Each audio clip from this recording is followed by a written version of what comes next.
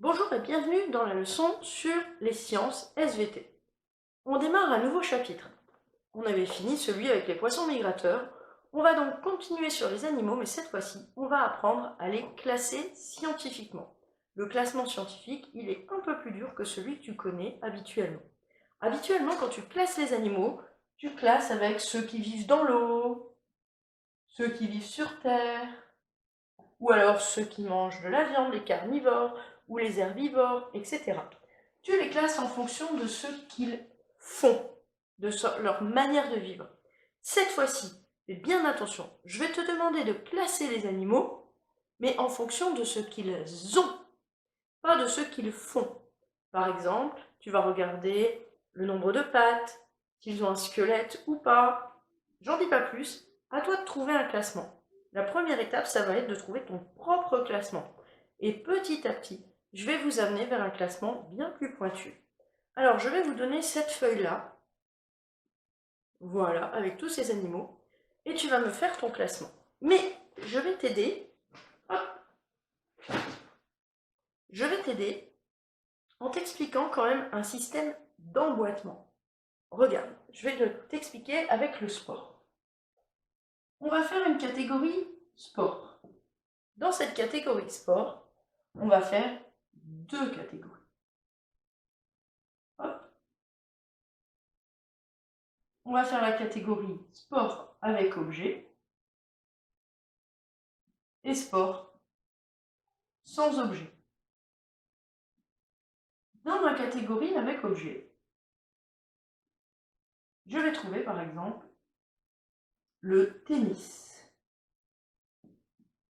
le ping-pong. Ils sont des sports qui se font avec une balle. Et cette catégorie-là, elle est dans la catégorie avec objet. On peut mettre aussi le baseball. Et puis, ceux qui se font avec un ballon. Par exemple, le basket, basketball. Le football, vous ne connaissez pas ça, le football.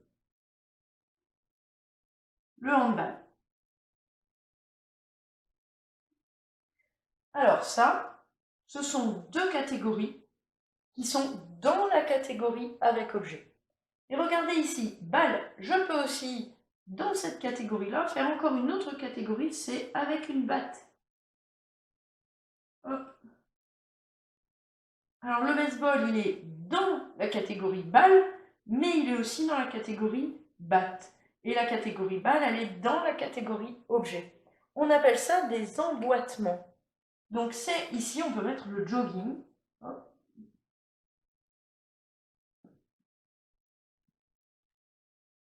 Oui, je sais, il faut des baskets pour le jogging, mais on va considérer un objet avec lequel on joue. Et donc, je vous entends presque parler derrière votre caméra. Alors, derrière votre tablette plutôt, c'est moi qui suis derrière la caméra. Alors, donc ce classement, c'est un classement par emboîtement. Il va falloir faire la même chose avec les animaux. Par exemple, si tu fais un groupe squelette et pas de squelette, dans ton groupe squelette, il va y avoir des sous-groupes. On appelle ça des sous-groupes. À toi de jouer. C'est peut-être pas facile, mais essaye et tu verras, petit à petit, je vais t'aider à améliorer ton classement. Mais pour pouvoir bien comprendre, il faut d'abord que tu essayes de trouver ton propre classement. À toi de jouer!